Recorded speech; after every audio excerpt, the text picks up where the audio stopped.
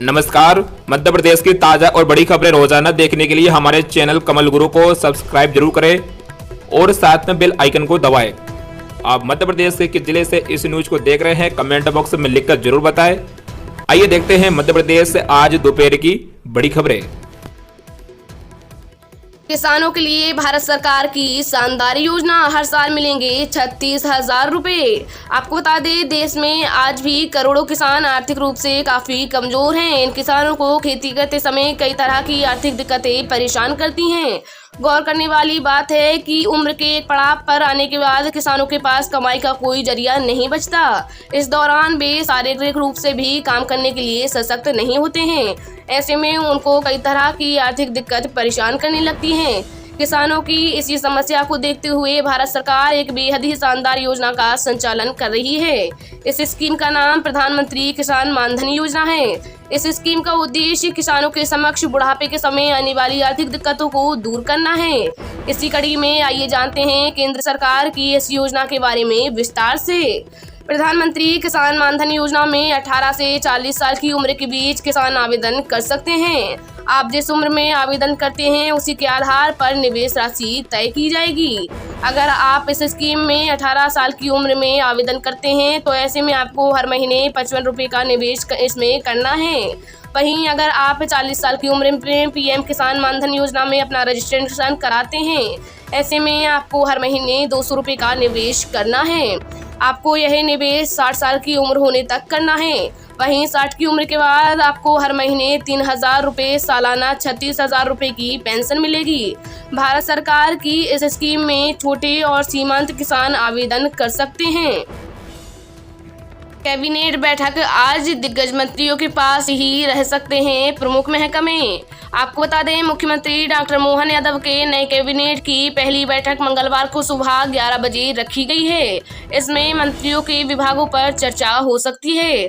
2 deputy CM Rajendra Shukla और जगदीश देवड़ा के साथ दिग्गज मंत्रियों कैलाश विजयवर्गीय, प्रहलाद पटेल, राकेश सिंह, तुलसी सिलावट के बीच बड़े महकमे रह सकते हैं।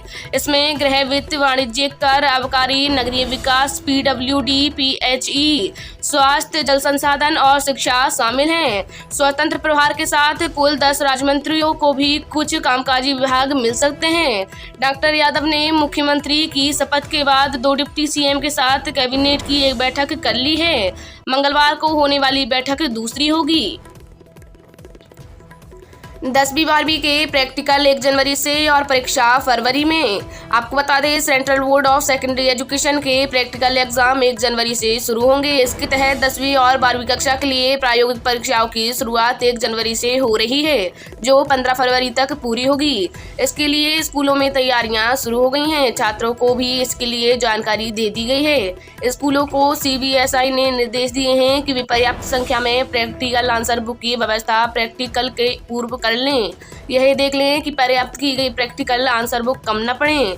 इसके साथ छात्रों और उनके अभिभावकों को भी फॉर्मेट की जानकारी दे दी जाए, ताकि बाद में उन्हें किसी तरह की समस्या ना हो। इसके लिए वेबसाइट व स्कूल के मीडिया ग्रुप पर भी जानकारी शेयर की जाएगी। 12 लाख किसानों के खाते में 3,716 करोड़ ट्रांसफर। आपको बता दें, रमन सरकार की चरण पादुका और आयुष्मान योजना समेत अन्य योजनाएं छत्तीसगढ़ में फिर से शुरू होंगी। इन योजनाओं को भूपेश सरकार में बंद कर दिया गया था। सीएम विष्णुदेव साय ने सुशासन दिवस पर रायपुर के वेंद्री गांव में आयोजित धान बोनस वितरण कार्यक्रम में इसकी घोषणा की। उन्होंने आयुष्मान भारत योजना की राशि को 5 लाख से बढ़ाकर 10 लाख रुपए करने की घोषणा भी की। इस दौरान उन्होंने प्रदेश के करीब 12 लाख किसानों के खाते में धान का बकाया बोनस 3,716 करोड़ 38 लाख रुपए ट्रांसफर किए।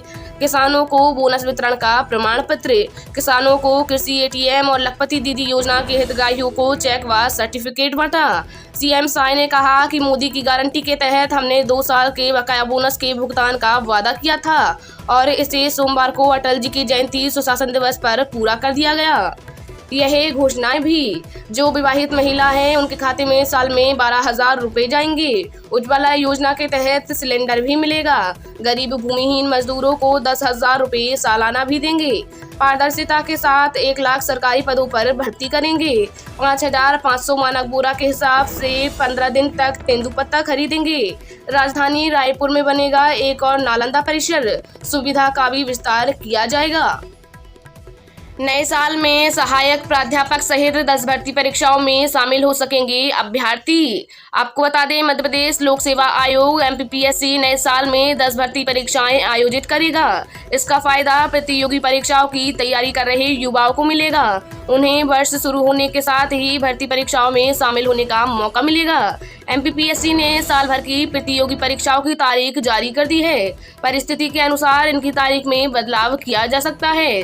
जानकारी के मुताबिक MPPSC की परीक्षाओं में प्रदेश एवं अन्य प्रदेशों के लगभग 10 लाख से अधिक अभ्यर्थी शामिल हो सकते हैं।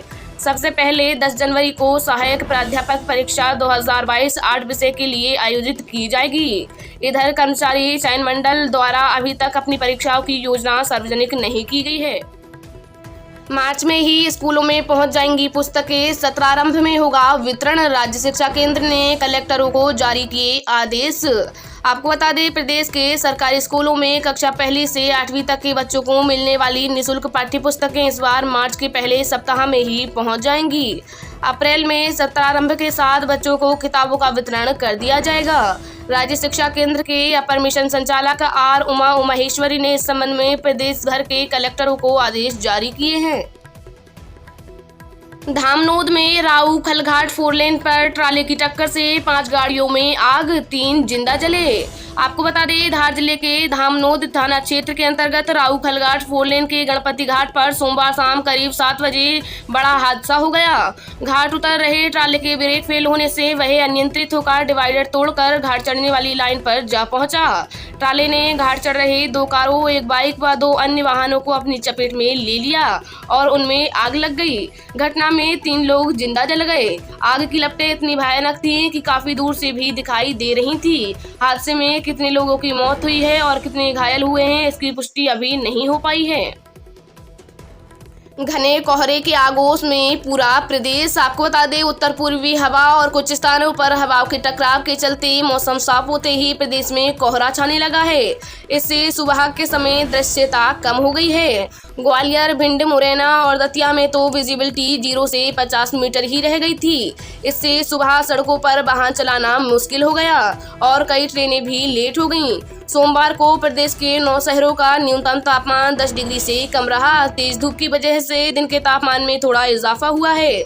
ज्यादातर शहरों का अधिकतम तापमान 25 से 29 डिग्री के बीच रहा। सबसे कम न्यूनतम तापमान राजगढ़ का 7 डिग्री दर्ज हुआ, तो वहीं सबसे अधिकतम तापमान 29.4 मंडला का दर्ज हुआ।